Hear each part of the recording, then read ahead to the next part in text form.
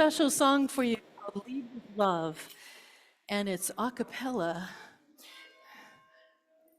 Oh, the bells are ringing. The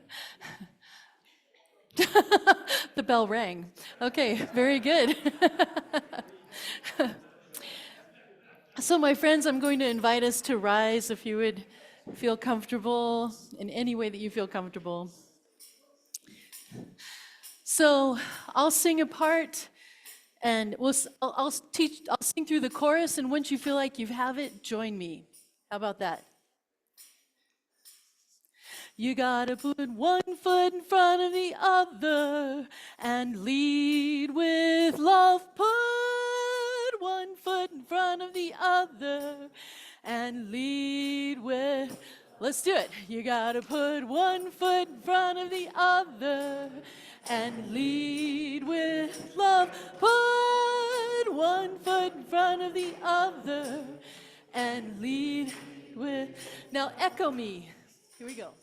Don't give up hope. You're not alone. Don't you give up. Keep moving on. Here we go. You gotta put one foot in front of the other and lead with love. Put one foot in front of the other and lead. Let's do it again. You gotta put one foot in front of the other and lead with love. Put one foot in front of the other and lead. Lift up your eyes. Don't you despair. Look up ahead. The path is there. Here we go. You gotta put one foot in front of the other and lead with love. Put one foot in front of the other and lead with love. You gotta put one foot in front of the other and lead with love. Put one foot in front of the other and lead with. I know you're scared. And I'm scared too. But here I am. Right next to you. You gotta put one foot in front of the other and lead with love. Put one foot in front of the other and lead with love. You gotta put one foot in front of the other and lead with love. Put one foot in front of the other and lead with love. Awesome. Thank you. And if you want to stay standing, let's sing I Know I Can. You thought you were done, right? This is a great song. Perfect for today. Though days be dark with storms and burdens weigh my heart, though troubles wait at every turn, I know I can go on. When sorrow heals my soul and burdens make me strong, though troubles wait at every turn, I know I can go on. My sins differ in my heart, my brother in my song,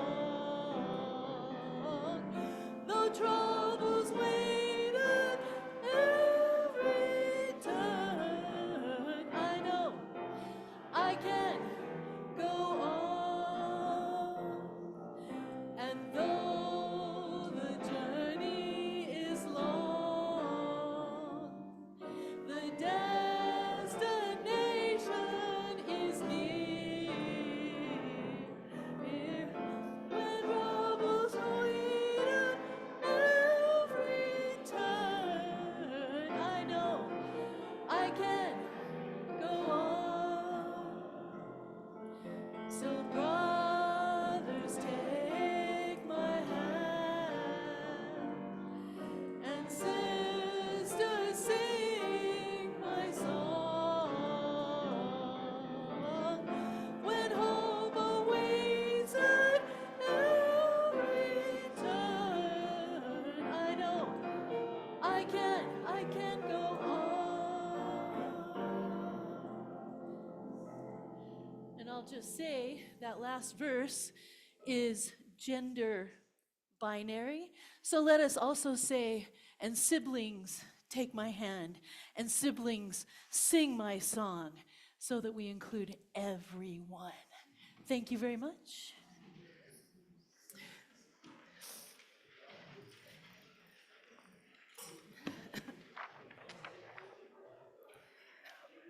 Welcome to the Namakwa Unitarian Universalist Congregation.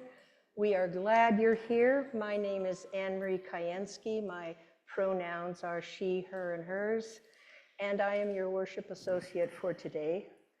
This is a come as you are congregation, and you are welcome here just as you are. I want to extend a special welcome to any visitors. We would love to stay connected, so please sign up for our communications at the main entrance. Here at Namakwa UU, we foster a beloved community that celebrates diversity, strives for peace and justice, acts mindfully for the good of the planet, and inspires spiritual growth through a free and loving search for truth and meaning. We honor the ground we walk upon and acknowledge this land as the traditional and ancestral homeland of the Arapaho, Cheyenne, and Ute nations and peoples. We recognize and honor the indigenous peoples as original stewards of this land and vow to reconcile the deep wounds that still shape our world today. Please attend the important congregational meeting after today's service for an important budget vote. Thursday, January 30th, the mindfulness group will meet at 10 o'clock to 11:15 in Parker Hall. Also this coming Thursday evening, 6:30 to 8 is choir rehearsal. Session 1 is Saturday for a path to spiritual wholeness, navigating our inner critic. February 1st from 12:30 to 2 p.m. Join Rushin Hart for a transformative workshop on shame resilience in our spiritual life. Drawing on insights from Dr. Brené Brown's research, we'll explore how shame can block our spiritual growth and prevent us from embracing vulnerability, trust, and wholehearted living. You can also attend on Zoom. Please register for this 4-part series. Next Sunday, beginning at 10 a.m., guest minister Dr. Claire Hammer will be here with worship associate Linda Lyons to focus on Nothing Left to Give. Saturday, February 8th is our next Dances of Universal Peace. Join us at 6:30 here in the sanctuary for song, community, and easy dances. There are a great deal of activities happening, so please take note of them on the back side of your order of service. After today's service, please join us in Parker Hall, the building next door, for a great cup of coffee, delicious treats, and fascinating conversation. If you have a brief personal joy or sorrow you would like to share in today's service and don't want to come to the mic, please write it down on the form to be collected by the ushers during the offering. And thank you to everyone involved in today's service.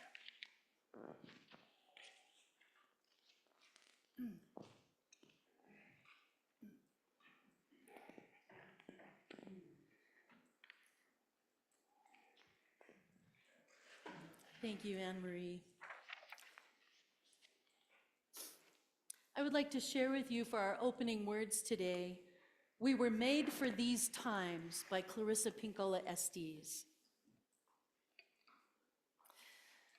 One of the most calming and powerful actions you can do to intervene in a stormy world is to stand up and show your soul. Soul on deck, like gold in dark times. The light of the soul throws sparks, can send up flares and build fires, signal fires, because proper matter causes proper matter to catch fire. To display the lantern of the soul in shadowy times like these, to be fierce and to show mercy towards others, both are acts of immense bravery and greatest necessity. Struggling souls catch light from other souls who are fully lit and willing to show it. If you would help to calm the tumult, this is one of the strongest things that you can do. There will always be times when you feel discouraged. I too have felt despair many times in my life, but I do not keep a chair for it. I will not entertain it. It is not allowed to eat from my plate. The good words we say and the good deeds we do are not ours. They are the words and deeds of the one who brought us here. In that spirit, I hope you will write this on your wall. When a great ship is in harbor and moored, it is safe. There can be no doubt.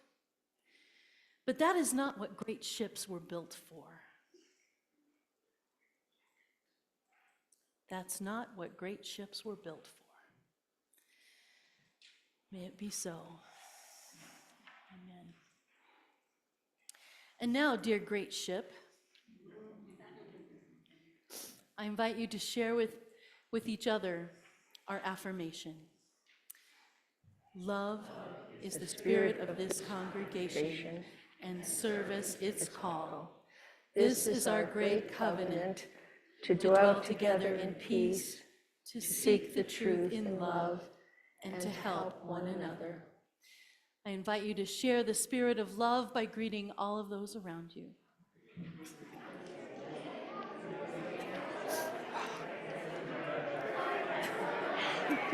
Well, hello. Nice to see you.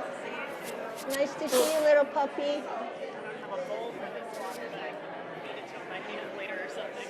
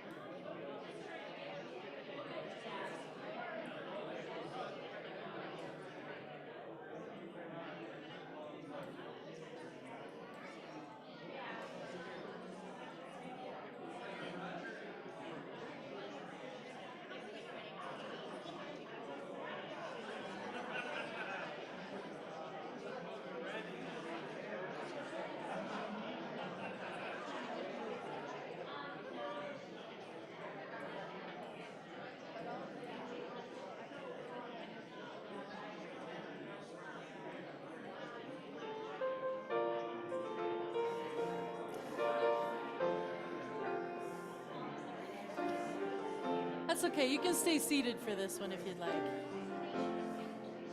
No, let's stand. There is more love somewhere. There is more love somewhere. I'm gonna keep on till I find it. There is more love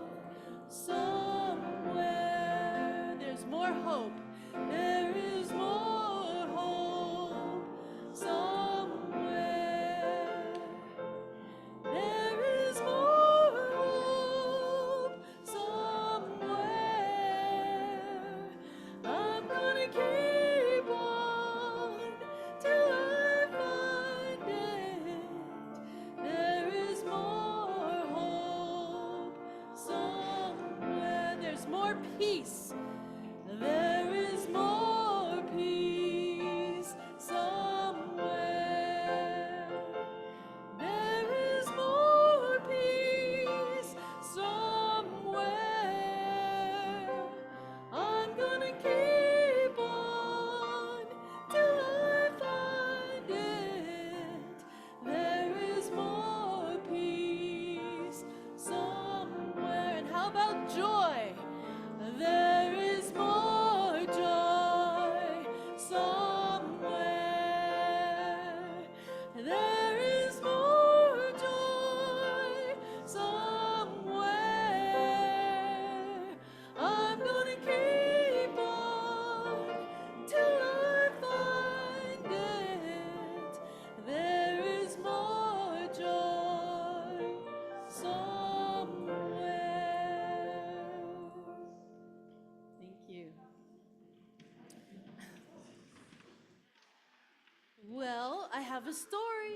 Who's gonna join me? Come on up. However you identify, if you identify as a child, come join me. Yes. All right. Yes. Oh, you are a child. Fantastic. I'm a child right now too. Okay. Okay. I think we have a room full of children, but but we'll let them identify. This is a this is a story called The Dog and the Heartless King. So we have a nice picture of a dog up there, and we had a dog in here, but they left. Oh well, they'll be back. Slip has their dog with her, their dog with them this morning. What? Oh, is my mic on? Is it coming through? Could you turn it up just a smidge, please? Thank you. Okay. Oh, my goodness. There we go. So this is adapted from The Heartless King, which is an Indian folk tale, and it's adapted by Sophia Faz. So once upon a time, there lived a king who cared for nobody but himself. I know, man. He had grown rich from the high taxes he had forced people to pay, while they had become poorer and poorer. The king's table was always heaped with delicious foods, while most of his people had only one plain meal a day, and sometimes not even that. But the heartless king did not care. If he had what he wanted, that was enough for him. Okay, might have some people running through your mind. One day, a hunter came to the palace gate, intending to teach the heartless king a lesson. The hunter brought with him an enormous dog. But the enormous dog was no ordinary dog, and her bark was like the roar of thunder. Again and again, her fierce roaring shook the palace and the earth itself. Whew.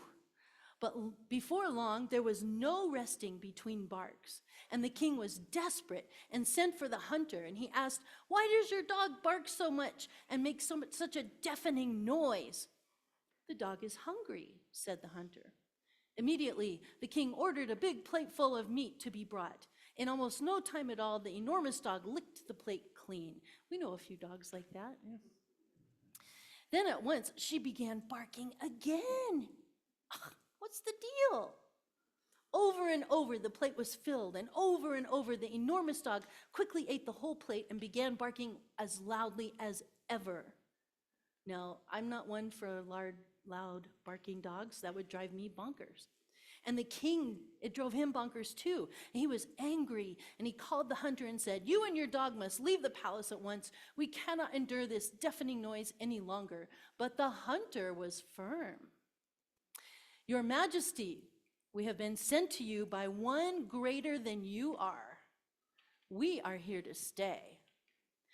The king grasped the arm of the chair and stared at the hunter, and the king was not accustomed to having anyone speak to him in this manner. Can you imagine the look he had on his face?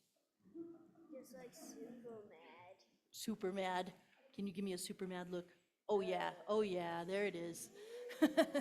Mm-hmm, yeah. That's also his happy face. Will nothing satisfy the hunger of your enormous dog? The king asked. Nothing that is easy for you to give, said the king. Your Majesty, there are people in this kingdom who are eating all the food and who are not sharing it with those who do the work in the fields to grow the food. As a result, there are people here who are always hungry. This dog feels the hunger of every person in this kingdom who does not have enough food to eat. As long as even one person is hungry, this dog will be hungry and he will keep barking. On hearing this, the hunter said, the king was even more frightened than ever.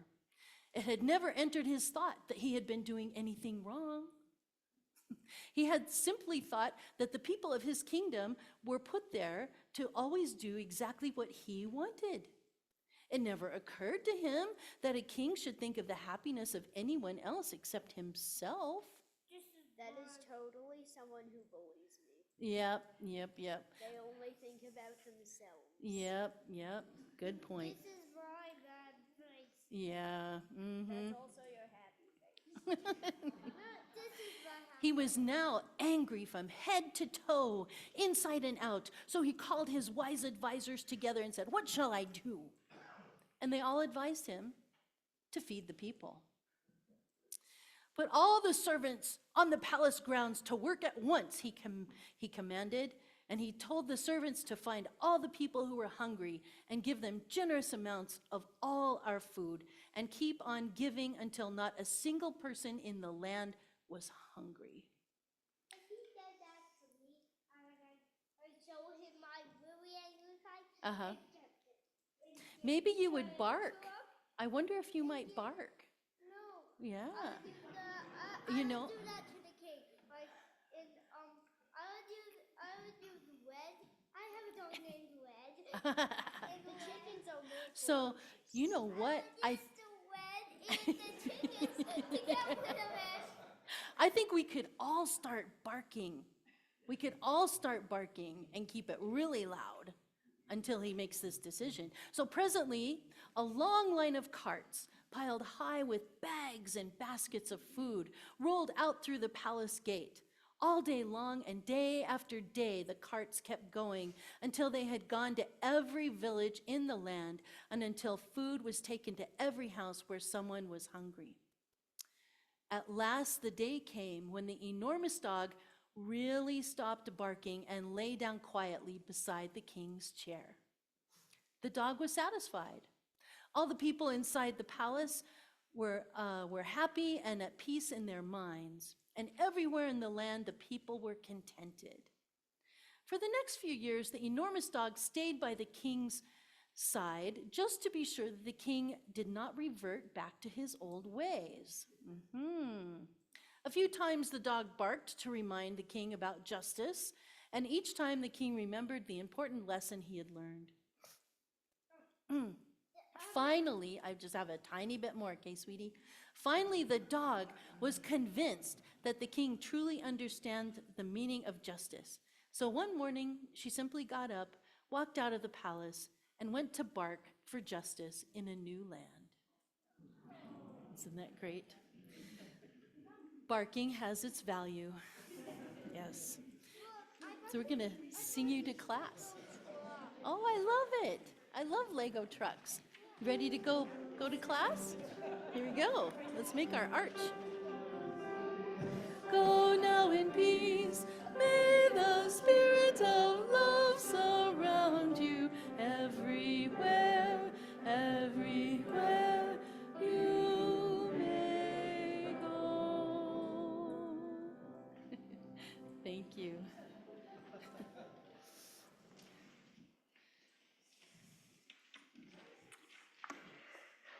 Today's service focuses on telling a better tale. Here's a tale. You are what you eat. Another, don't run with scissors. And good things come to those who wait. Good advice.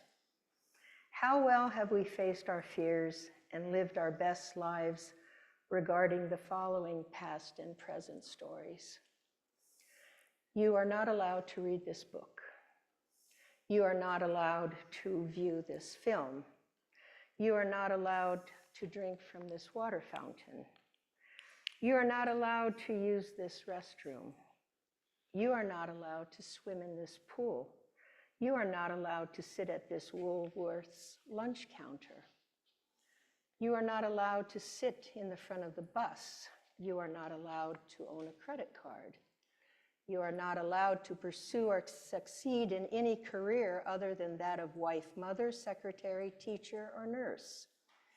You are not allowed to receive the life-saving medical attention you require. You are not allowed to speak your language or to practice your culture. You are not allowed to see your parents. You are not allowed to travel here. You are not allowed to worship whom, what you wish. You are not allowed to vote. You are not allowed to love whom you love. You are not allowed to marry whom you love. You are not allowed to be who you are. They say, if you can't beat them, join them. No, never. Not then, and certainly not now.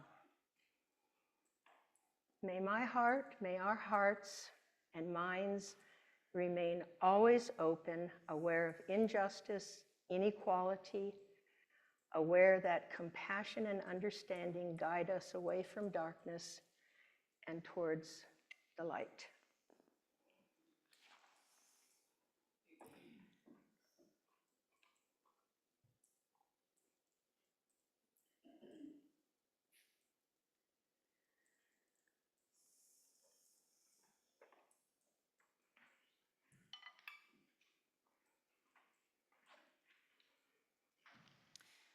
Thank you, AnnMarie. Each week, we support the work of this congregation and all the ways that we live our values in the world through your own generosity. In addition to supporting this church, half of your donations go to support a local nonprofit organization helping to make a difference beyond our walls. And during the past, just come over here. During the 2 months of January and February, we are giving to Wellspring Health Access. Now, I just want to mention that the person who is the CEO, I think, and who started Wellspring Health Access, which is the only abortion clinic in Wyoming, was on MSNBC this morning. So I hope you catch Julie Burkhart's interview on MSNBC today. She also has attended this church and has been one of our guest speakers. So that is why she's not here today. So we invited Katie Knutter. Yes. Good, very good. To come tell us more about the great work of Wellspring Health Access. Awesome. Do you want to come use this microphone? Thank you. Great. Thank you, everybody, for welcoming me this morning. Can you hear me? A little bit louder. My name is Katie Knutter, and I'm the Executive Director of Wellspring Health Access. As mentioned, Julie Burkhart is our founder and president, and she originally was absent because she had a family emergency, but she also was interviewed on the Velshi show this morning on MSNBC, and we hopefully will be able to share a clip on our social media over the next few days. But I really want to thank you all for inviting us here, and as well, you're receiving your support. As mentioned, we are an organization that focuses on opening reproductive health clinics in what we term abortion deserts. You may have heard the term food desert before. So an abortion desert is similar. It's an area where there are no access to abortion services, as well as generally very limited access to reproductive health care in general. We opened our first clinic in Casper, Wyoming in April of 2023. This clinic was previously almost destroyed in an arson attack before we were planning to open in the summer of 2022. So we know firsthand what violence looks like and what extremism can do in communities across the country. But since we've opened, we've been able to provide not only abortion services, but also gender-affirming care, reproductive health care in general, contraceptive care, and gynecological care to not only the Casper community, but to the wider community of Wyoming. And we also see patients from a number of other states for abortion care. In total, since we opened, we've seen patients from 18 other states. Annually right now, about 25% of our patients are coming from South Dakota, where abortion is totally outlawed. We also see a number of patients coming from North Dakota, Idaho, Utah, and Nebraska, and those are all states that have either total bans on abortion or more restrictions on abortion than what we currently have. And this is not, having abortion legal in Wyoming is not something that is just happening. We are suing the state of Wyoming. We've been involved in litigation with them for several years now to keep abortion legal and to protect the right to accessing medical care of all types. There is an amendment that was made to the Wyoming State Constitution in 2012, guaranteeing the right to access health care without governmental interference. And so that's what our lawsuit is based on, and it's currently going to be going before the Wyoming State Supreme Court sometime this year, most likely in the next few months. So we're obviously hoping for a favorable outcome, but you know, who knows? So we also are able to provide further care through the people of Wyoming through our ability to provide medication abortion through telehealth, allowing us to provide services to people without having them have to come into the clinic, which is really helpful for our patients in Western Wyoming who are about 6 to 8 hours away. Yeah, great. Is that good? Yeah, Otherwise? Okay. yeah. All right, well, thank you all so much for your support. Thank you. How about a nice round of applause?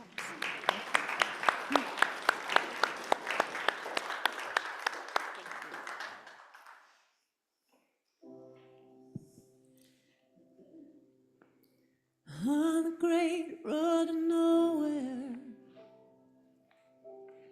searching for silver, we found the mist on the mountain, we found the cloud cover, and the shadows in the canyon, in the cold spring water. Why couldn't they call that silver? Why is it never enough here? So let this be simple, let this be good. Hush now, my heart, hush now, my blood. And it's painful to dwell here, but you know we're not well here, and I can't find the answer. It's so hard to tell if I'm trying like hell, 'cause we're all deep sea divers at the foot of the canyon, and the weight of the water can crush like a cannon. And I like how you whistle, try to find the tune. I like how you whistle, I think I can find you. So let this be simple, let this be good. Hush now, my heart, hush now, my blood. And it hurts me to dwell, but you know I'm not well. and I can't find the answer. I can't find one thing that our appetite quells, and I'm far too proud. And I've no pride at all. I'm a 50-foot ship, I'm a bottlenecked gale, I'm a need to make good, stuck up in the canyon walls. And I like how you whistle, trying to find the tune. I like how you whistle. I think I can find you, so let this be simple, let this be good. Hush now, my heart.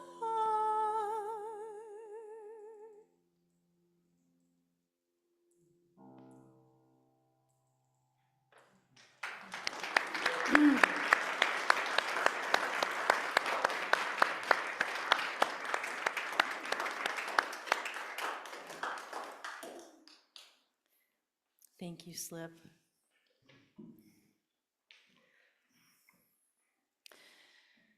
So we come together each week to care for each other, to hear what's going on in your lives, and to hold each other with love through all that life brings.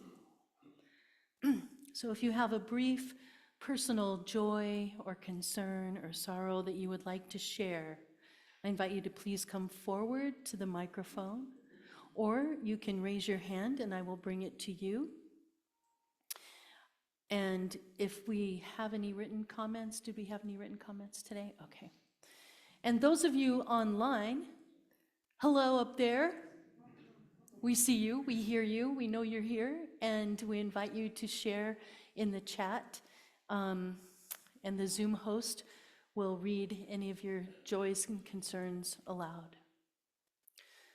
So let us today, as we begin, hold in our hearts all who are being harmed from new decisions and new policies. Millions of people. May we hold them in our hearts with love. And may we hold in our hearts all those who are continuing to suffer from the fires burning in California. And may we respond with, we hold them in our hearts. We hold them in our hearts. Thank you. Others, come on up. I just can't help but be drawn to the front of this chapel. It's crazy. Listening today, I wrote down some words that just kept coming up, and I feel like the song that we just heard was immensely beautiful. But the first word that struck me was indigenous. And indigeneity, to me, comes out of that word, and it is something that's available to all. It's not a cultural ramification. Another word was soul. And then I thought of the words semantics and gnostic and gnosis and agnostic as all related to who we are. And then I thought of love, and I heard it many times. And then the notion of canyon came, and the Grand Canyon, so beautiful. But then the notion of walls, the walls that edge the canyon that are beautiful. And then the walls that we make that are not beautiful, that are defiant. And then the word simple and wellspring. And the last two words, good and heart. And that's, I think, the heart of anything that humans can do comes from the heart, not the head. Thank you. We hold you in our hearts. Thank you. it's, aha. Yeah, thanks, Katie.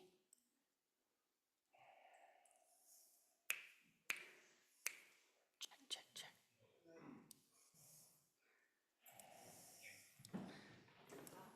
This should be on. Oh, okay. Oh, yeah. Okay. You guys, there we go. Yeah. It wasn't me. Okay. Thank you, John. And Vicki, and first I thought it was just me that I couldn't hear John, so. Oh, okay. But it's because I forgot my hearing aids today, too.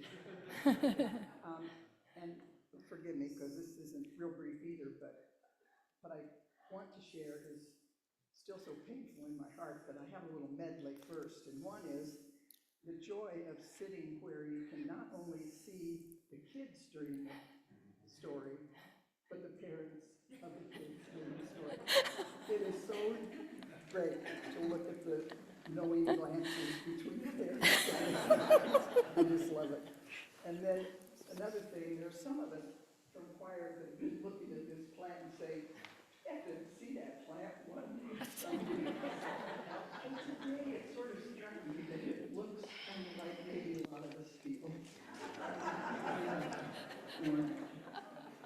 And that brings me to the real sorrow that I have, that so many of us are experiencing with Ryan's announcement, our choir director leaving us in June. And I know there are many, many worse things, but it is just so sad for me, I know, for all of you. I want to share that.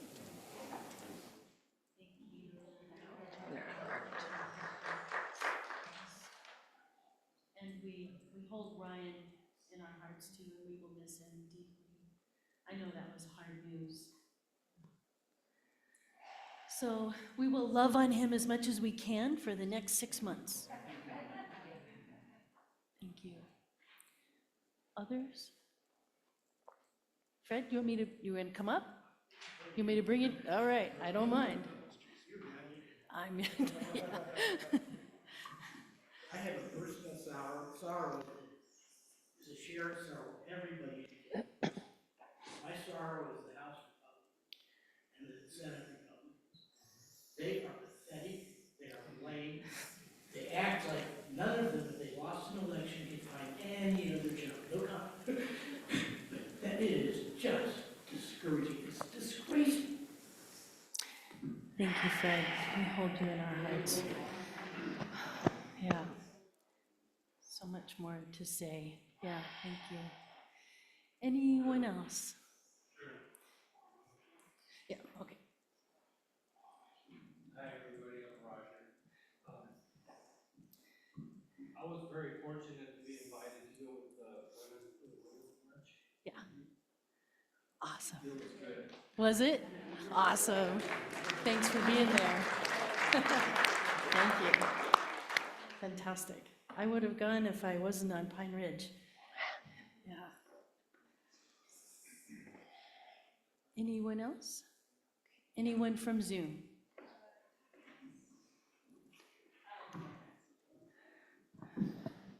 Tam says our youngest, Leah, has been released from the hospital and is on the mend. Thank you for all the prayers. Oh, good. That's great news. Thank you. Tam Paquette, her youngest daughter, has been released from the hospital and is on the mend. So we hold them in our hearts with love and glad that they're healing. Good.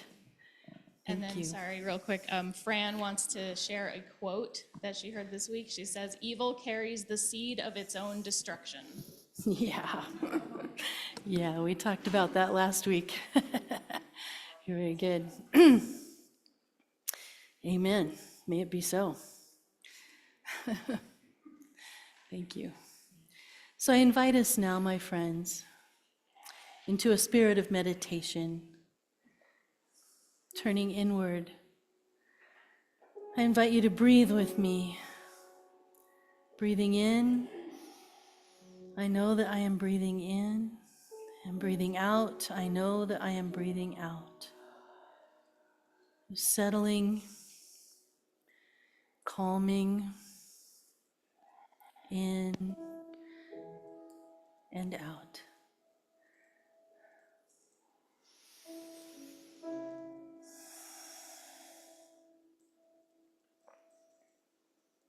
And let us settle our attention into our hearts.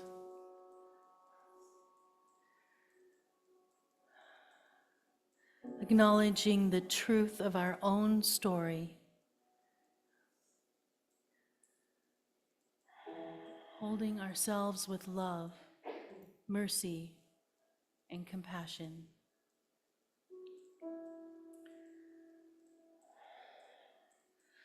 Knowing the truth that we are all connected.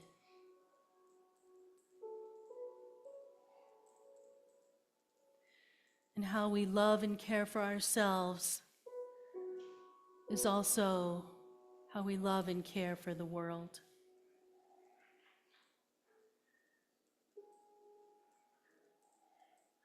Acknowledging the pain and suffering of others, the harm caused by oppression, bigotry, greed, and hate. Holding those who are suffering with love, mercy, and compassion. May we send them our love.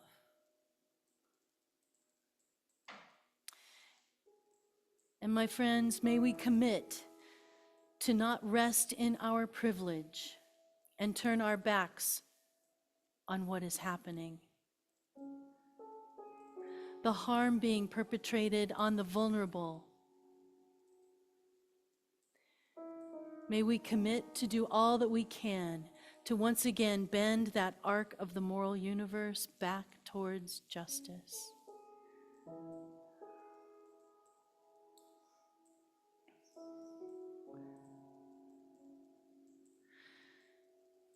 And may we also send healing and love to those causing the suffering, for they are damaging themselves as well. May they be healed from the need to hurt others.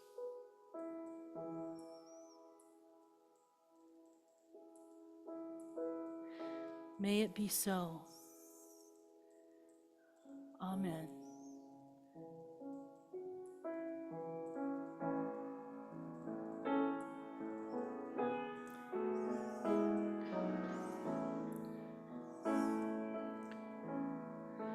How could anyone ever tell you you were anything less than beautiful? How could anyone ever tell you less than wrong? How could anyone fail to notice that you love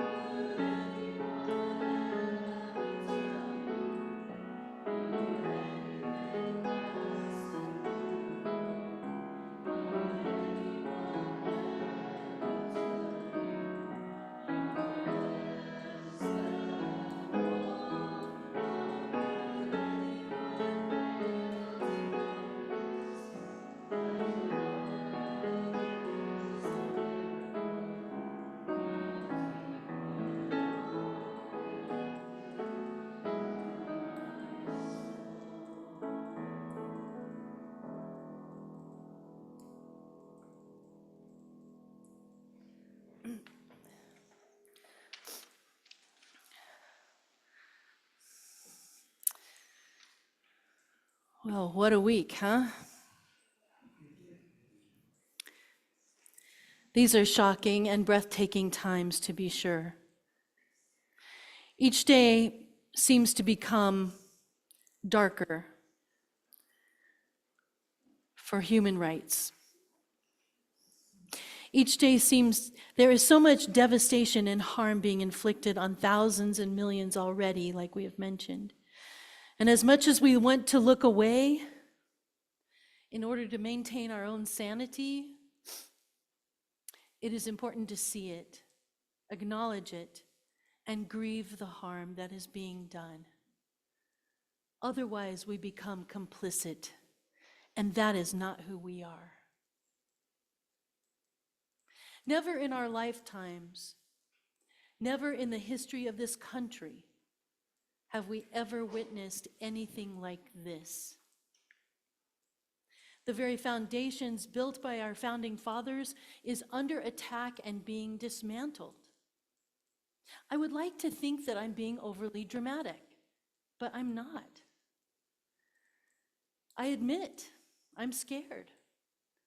I'm especially scared for all who are suffering and will be suffering, especially the children. Our theme for the month of January is living love through the practice of story. How do we practice story? Well, actually, if you think about it, stories run our lives. We live through the stories. And before our eyes, we see our country being radically changed because of the power of hurtful stories being told. Stories become beliefs and values. Beliefs and values drive actions. So what are the stories that help us to live from love? Well, one quote that comes to mind is from Nelson Mandela, and he reminds us, may your choices, and I might replace the word choices with stories, reflect your hopes, not your fears. What kept him going all those years, 20-some years in prison? It must have been his hopes. So today, my friends, may we find hope and encouragement by remembering our own stories, grounded in truth and the timeless values that come from love, kindness, respect, generosity, and justice. These values gave rise to our nation 249 years ago with Thomas Jefferson and the founding fathers. I'd like to share some quotes from letters that I discovered, written by Jefferson, who is telling a better story of who we are and where we come from. Thomas Jefferson is writing to Georgetown Republicans in 1809. Speaking of the Declaration of Independence, he says, "The principles on which we engaged, of which the charter of our independence is the record, were sanctioned by the laws of our being." Sanctioned by the laws of our being, and we but obeyed them in pursuing undeviatingly the course they called for. It issued finally in inestimable state of freedom, which alone can ensure to man the enjoyment of his equal rights. We too understand and believe in obeying the laws of our being, the truths that we know deep within ourselves. That is what it means to hold these truths to be self-evident. This is still at the heart of our values. And from Thomas Jefferson to Benjamin Galloway, in 1820, he says, "I hope and firmly believe that the whole world will sooner or later feel the benefit from the issue of our assertion of the rights of man." He goes on to say, but this is in 1821, he's writing to John Adams,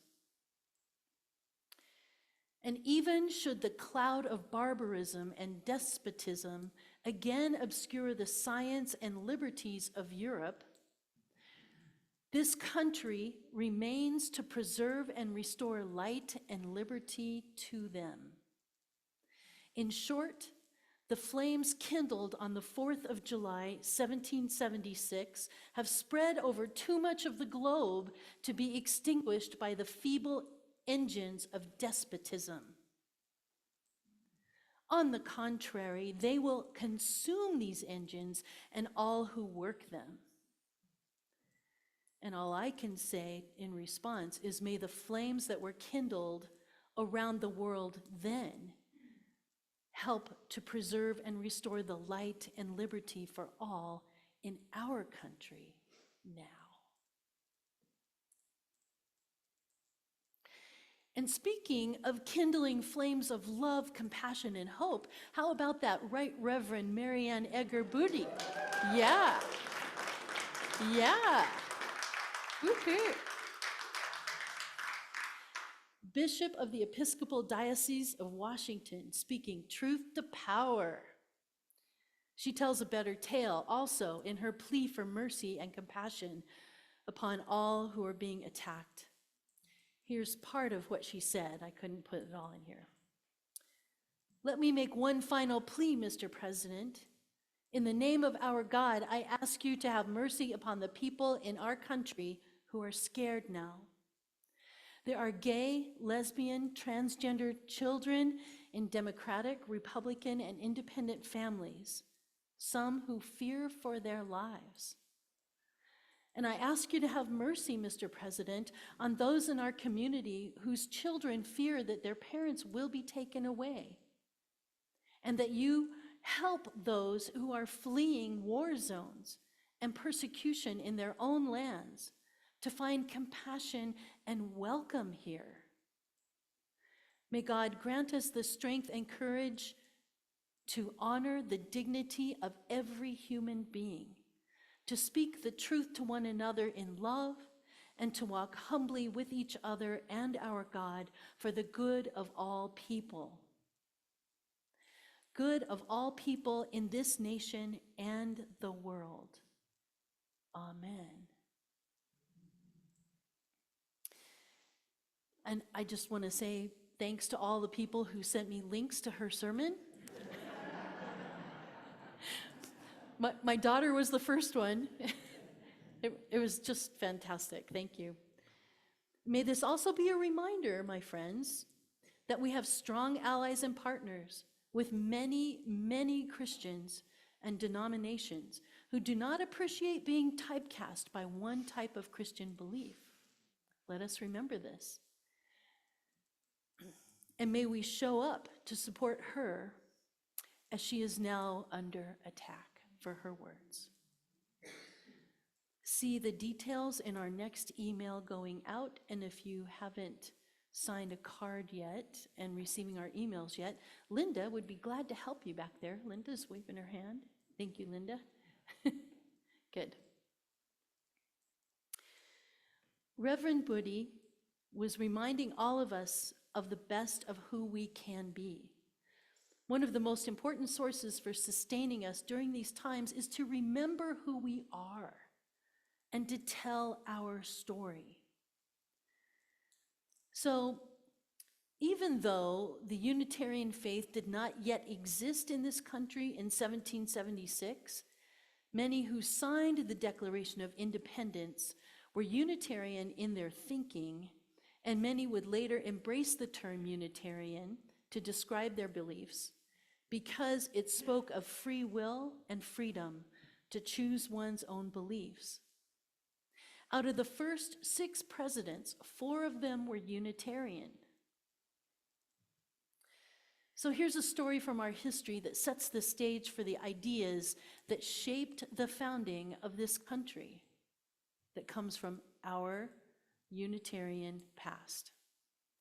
In 1637, the settlers in what was to become the town of Dedham, Massachusetts, wanted to start a church. And the problem was that roughly 30 families didn't know each other and therefore didn't know what sort of church to begin. So to that end, they began a year-long series of cottage meetings, each organized around discussion of a particular question. It must have been their own version of small group ministry, I guess. What they mostly discussed, however, were matters of civil organization, for in their understanding, the church would reflect the ethic of the larger society, and what they longed for was a sincere religious association based in love and founded in freedom. Remember, this is in 1637, my friends. In England, they had left behind these meetings. Where they had left behind, these meetings would have been illegal. The idea of a free church took shape among the people, a church whose individual congregations were controlled by no outside authority. This was the sort of church the small group in Dedham, Massachusetts decided to build. And it was a church much like its neighbors and much like the other churches that would be built in New England in the coming decades. A radically lay-led church gathered by a mutual consent rather than by mutual belief. Once again, gathered by mutual consent rather than mutual belief. Founded in covenant rather than creed, and governed by the congregation itself, just like us. Their belief that churches should be self-governing organizations gathered in the spirit of mutual love was paramount. This approach became known as the Cambridge Platform, or more formally as a platform of church discipline gathered out of the Word of God and agreed upon by the elders and the messengers of the church assembled in the synod at Cambridge in New England. The Cambridge Platform remains a defining document of Unitarian Universalism to this day. Of the 65 congregations that voted to ratify the platform in 1648, 21 are still members of the Unitarian Universalist Association today. And yet the UUA believes in updating our founding documents, which we did once again just last year. In social justice circles, I don't know if you know this, but we are known as the love people. Many of us, you have on the perfect shirt. Both of you are wearing like the perfect yellow. So this is my Standing on the Side of Love stole, and many of us have t-shirts that are Standing on the Side of Love t-shirts of the same color. And we've changed the campaign to be Side with Love so that we are not using ableist language, standing on the. Yeah, so the campaign is now Side with Love. And so you can still get a yellow t-shirt, especially when we show up at rallies. Of course, we're going to be wearing our Namakwa UU t-shirts. Yeah. The updated covenant describes the very heart of who we are. So I'm going to read an abbreviated version of it. As Unitarian Universalists, we covenant congregation to congregation through our association to support and assist one another in our ministries. We draw from our heritages of freedom, reason, hope, and courage, building on the foundations of love. Love is the power that holds us together and is at the center of our shared values. We are accountable to one another for doing the work of living our shared values through the spiritual discipline of love. Inseparable from one another, these shared values are interdependence. Oh, it is at the top, okay. We honor the interdependent web of all existence. Pluralism. We celebrate that we are all sacred beings, diverse in culture, experience, and theology. You can just give me a thumbs up each time I read one, just in case you know, to let me know you agree with these, you know. Justice. We work to be diverse, multicultural, beloved communities where all thrive. Yeah. That's it. Love it. Thank you. Transformation.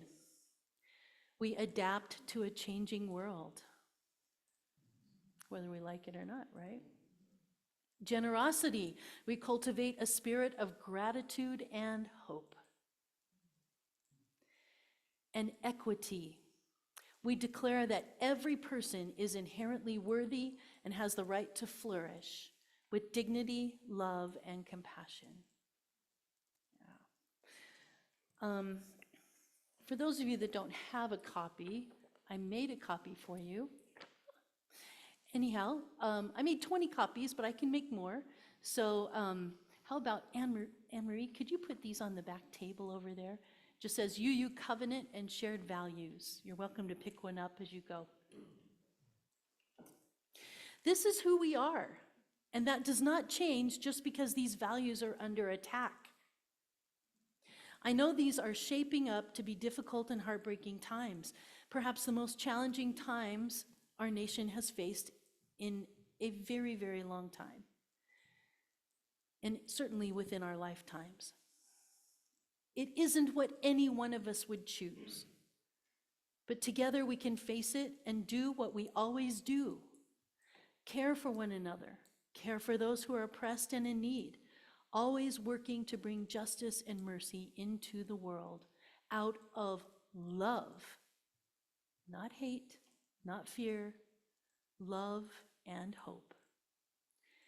Countless people before us, including our ancestors, have done exactly this during trying circumstances, and so can we. I close with these words by Howard Zinn, an American historian, playwright, philosopher, socialist intellectual, and World War II veteran. He says, "To be hopeful in bad times is not just foolishly romantic. It is based on the fact that human history is a history, not only of cruelty, but also of compassion, sacrifice, courage, and kindness. What we choose to emphasize in this complex history will determine our lives. If we see only the worst, it destroys our capacity to do something. If we remember those times and places, and there are many, where people have behaved magnificently, this gives us the energy to act, and at least the possibility of sending this spinning top of a world in a different direction. And if we do act, in however a small a way, we don't have to wait for some grand utopian future. The future is an infinite succession of presents. And to live now, as we think human beings should live, in defiance of all that is bad around us, is itself a marvelous victory. Let's keep living those values, my friends. This is our story. This is who we are. We are the love people. May we courageously continue to answer the call of love over and over again, no matter what. For these values are just as self-evident to us as they were to our ancestors. May we continue to make it so. Amen. I invite you to rise in body or spirit and join together in singing, Answering the Call of Love.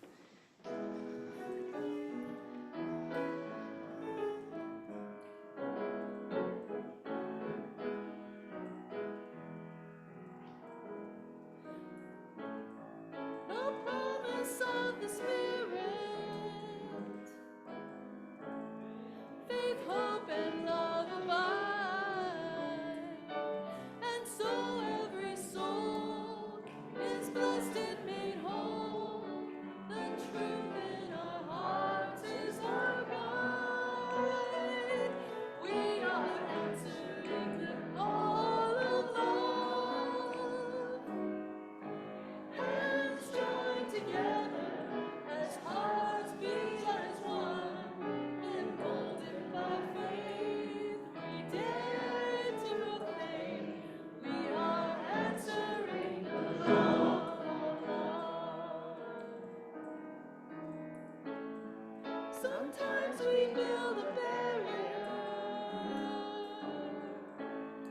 to keep love tightly bound, corrupted by fear, unwilling to hear, denying the beauty we found. We are answering the call of love. Yeah. Hands joined together as hearts beat as one.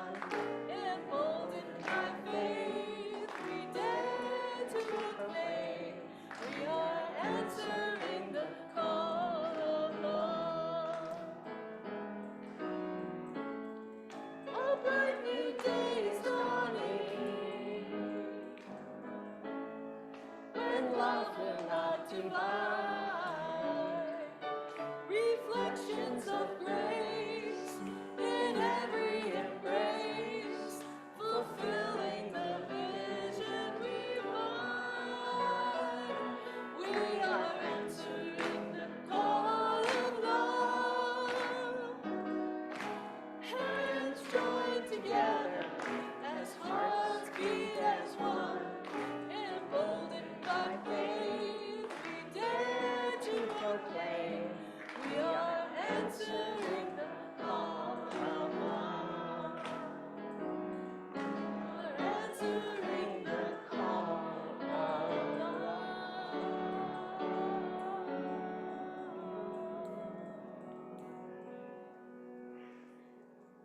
My friends, I invite us to reach out and connect with those around you in whatever way is comfortable for you.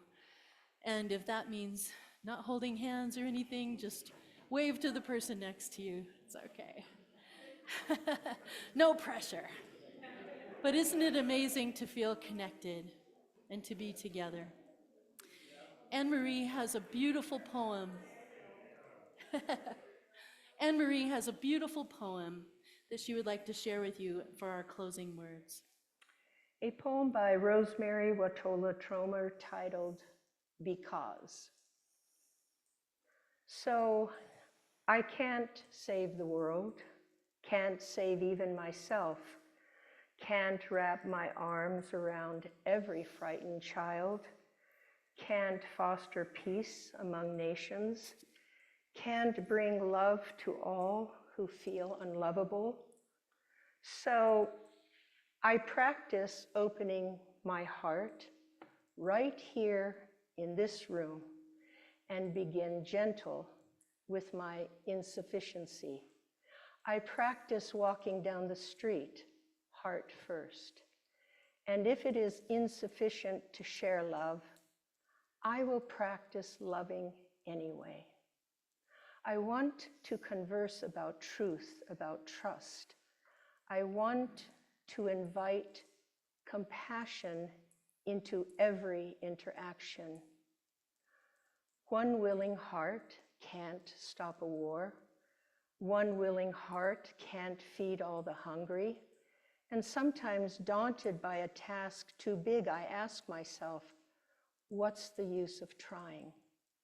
But today, the invitation is clear: to be ridiculously courageous with love, to open the heart like a lilac in May, knowing freeze is possible and opening anyway, to take love seriously, to give love wildly, to race up to the world as if I were a puppy, adoring and unjaded, stumbling on my own exuberance, to feel the shock of indifference, of anger, of cruelty, of fear, and stay open, to love as if it matters, as if the world depends on it.